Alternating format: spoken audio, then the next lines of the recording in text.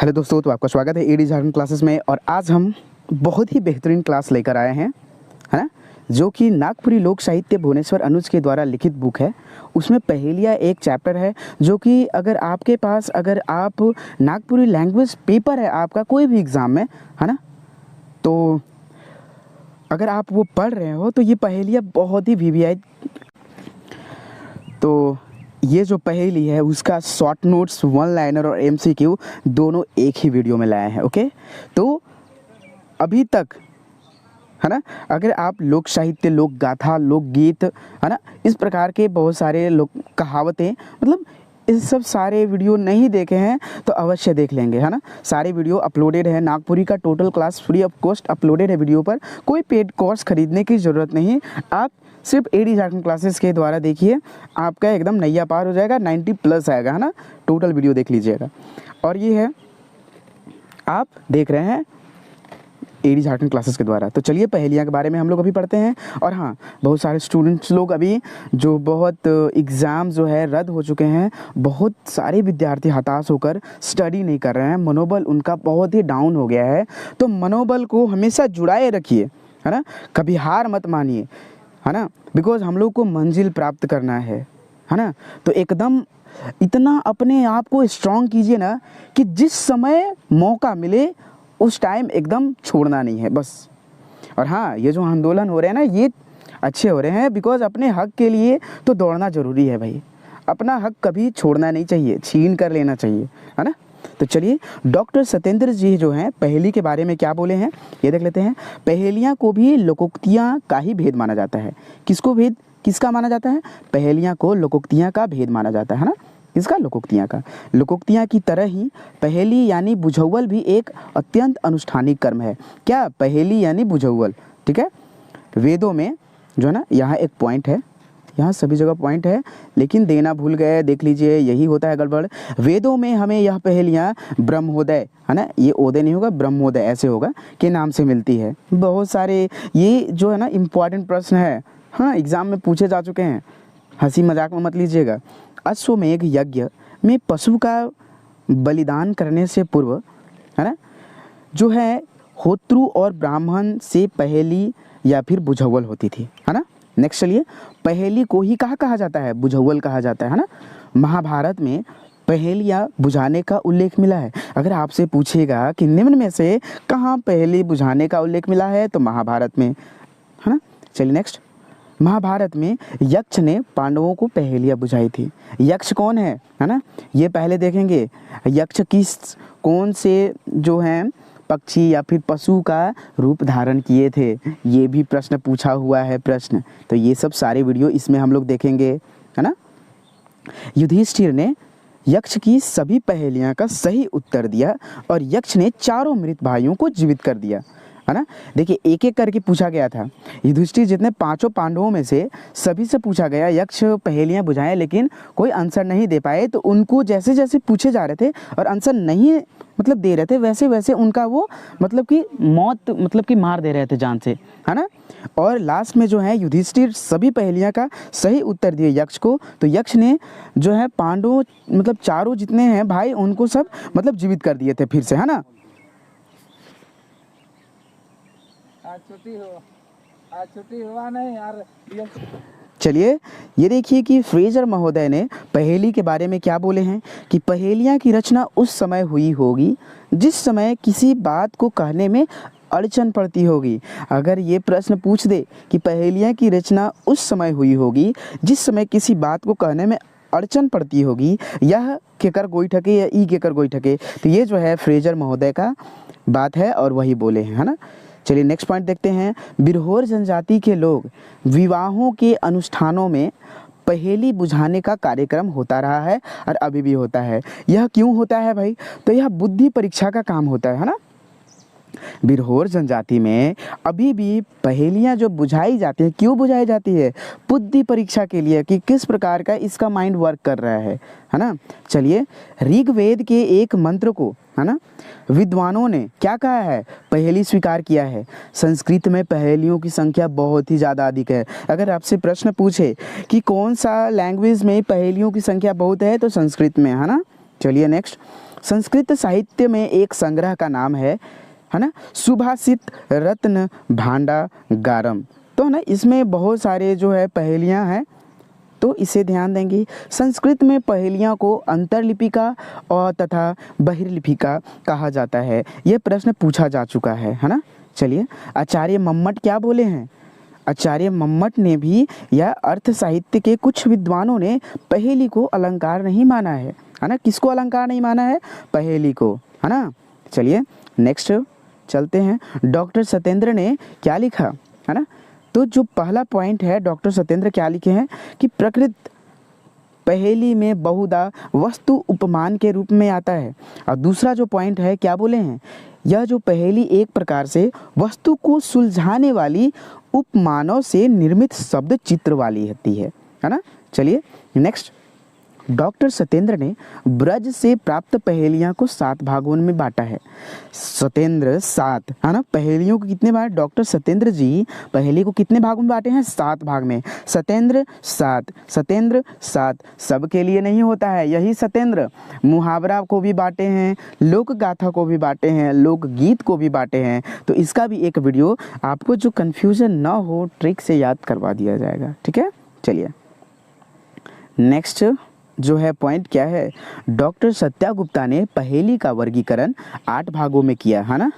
चलिए, नागपुरी में यानी कि भुवनेश्वर अनुज के द्वारा पहेली को, है ना, दिए गए भागों में वर्गीकरण किया गया है। यानी कि कितने भागों में वर्गीकरण किया है ना?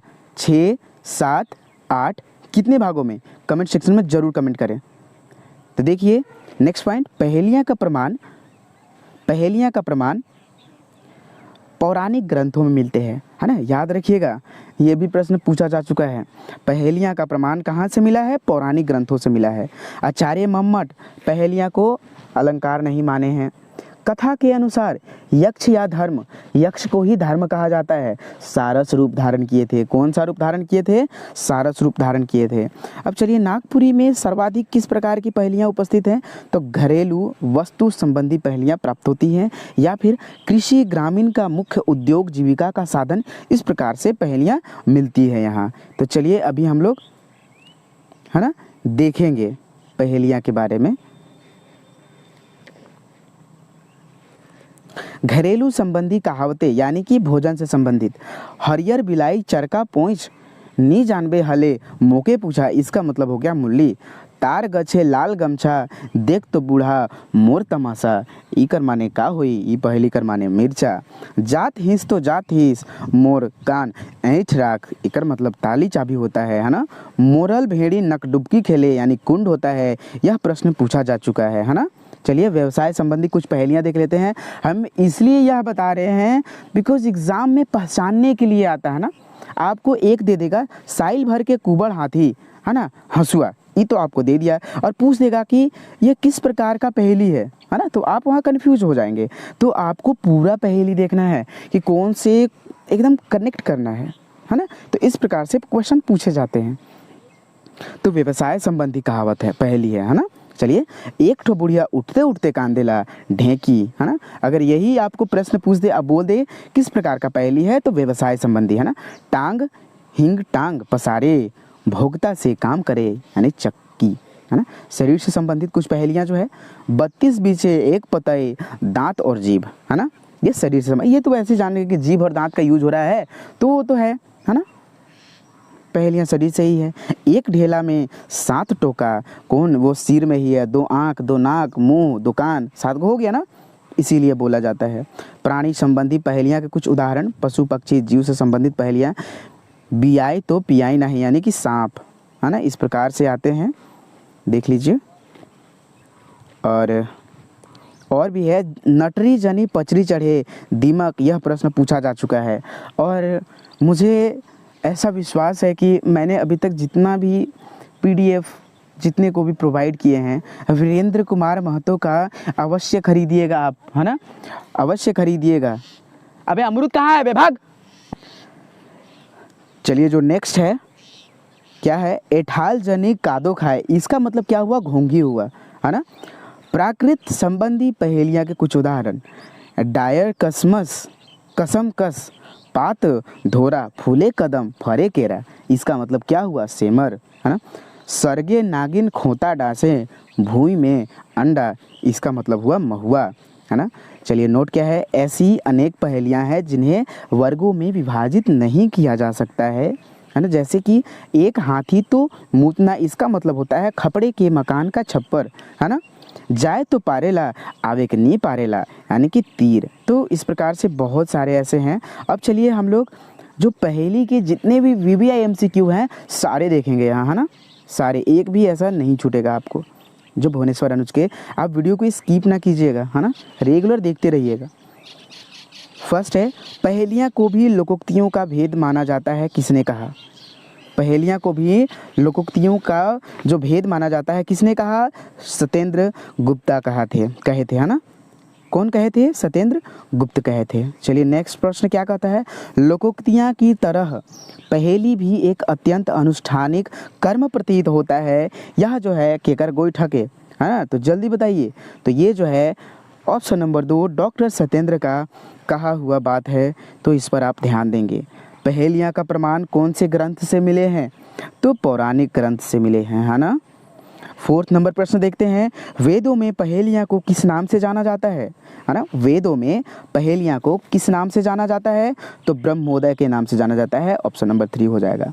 5th नंबर प्रश्न देखते हैं, अश्वमेघ यज्ञ में अश्व का बलिदान करने से पूर्व होत्रु और ब्राह्मण के द्वारा क्या बोला जाता था, है ना। क्या बोला जाता था? ऑप्शन नंबर 3, यानी कि पहेलिया, है ना, पहेलिया बोला जाता था। ठीक है।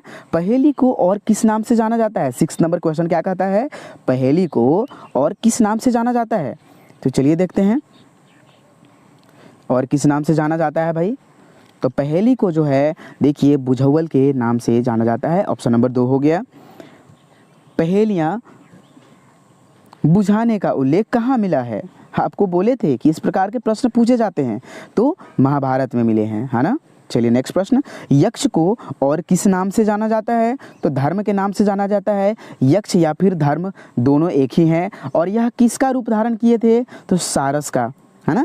चलिए नेक्स्ट देखते हैं हम लोग। नेक्स्ट प्रश्न 9 नंबर, यक्ष अथवा धर्म ने कौन सा रूप धारण किया था? तो सारस का, ऑप्शन नंबर 2 हो जाएगा। नेक्स्ट 10 नंबर प्रश्न देखते हैं, यक्ष ने किसे पहेलियाँ बुझाए थे?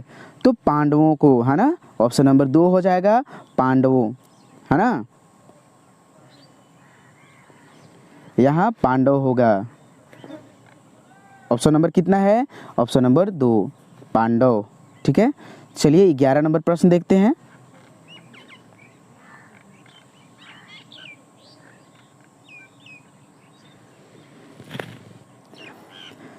चलिए 11 नंबर, ये सॉरी यह नंबरिंग 10 नंबर जो है प्रश्न, ये देख लेते हैं। यक्ष के पहेलियों का उत्तर पांडवों में से कौन कौन उत्तर नहीं दे पाए थे? तो कोई नहीं दे पाया था। कौन दिए थे?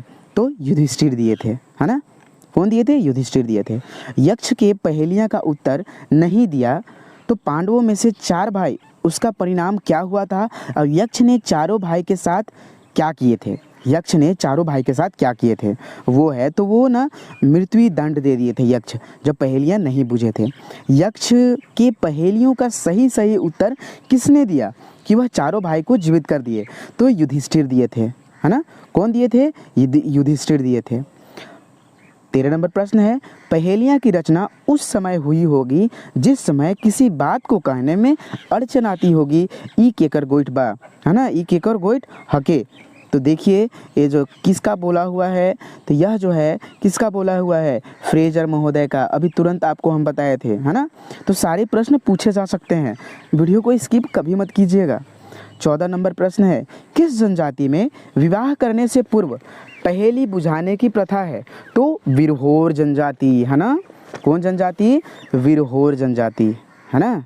चलिए नेक्स्ट, ऑप्शन नंबर 3 हो जाएगा 14 का। विवाह से पूर्व, है ना, विवाह से पहले पहेली बुझाने की प्रथा क्यों है?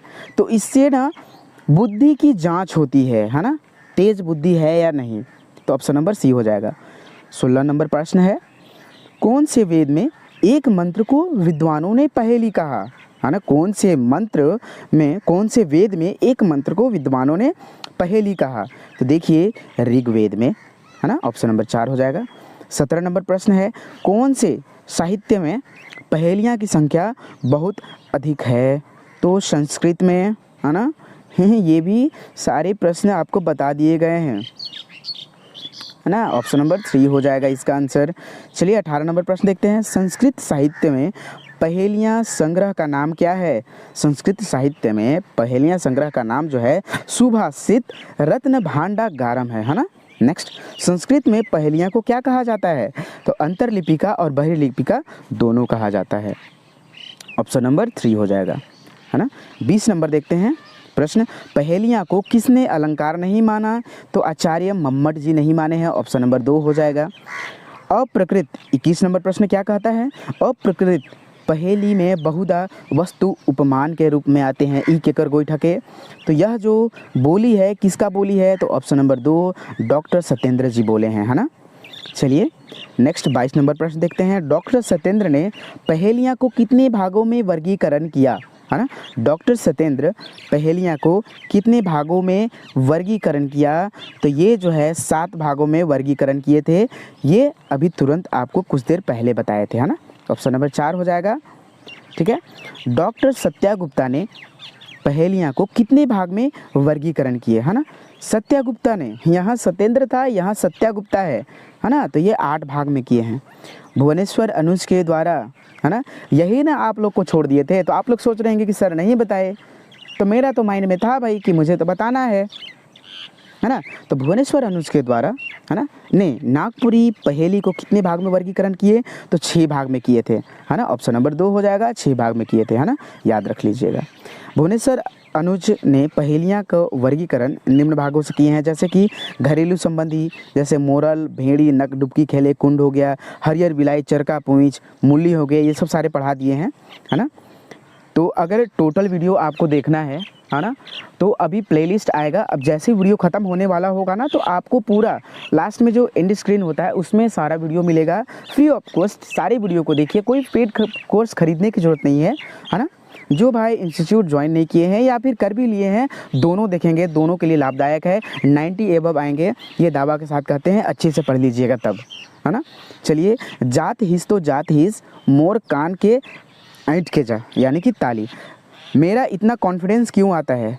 बिकॉज क्वेश्चन जो है बुक से ही पूछा जाता है ना। नागपुरी लैंग्वेज पेपर हो या भी कोई लैंग्वेज पेपर, जितने भी सारे प्रश्न होते हैं बुक से ही प्रश्न आते हैं।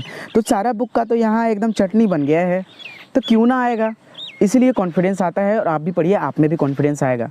हार मत मानिए, है ना। हौसले को एकदम बुलंदी तक, जो हौसला आप बनाते आ रहे हैं ना, वही हौसले के साथ पढ़िए, है ना।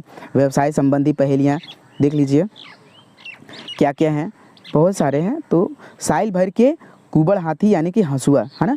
एक तो बुढ़िया उठते उठते कांदले, यानी ढेंकी, है ना। शरीर संबंधी 32 से बीचे एक पतई, यानी दांत और जीभ। एक ढेला में 7 टोका, यानी सिर।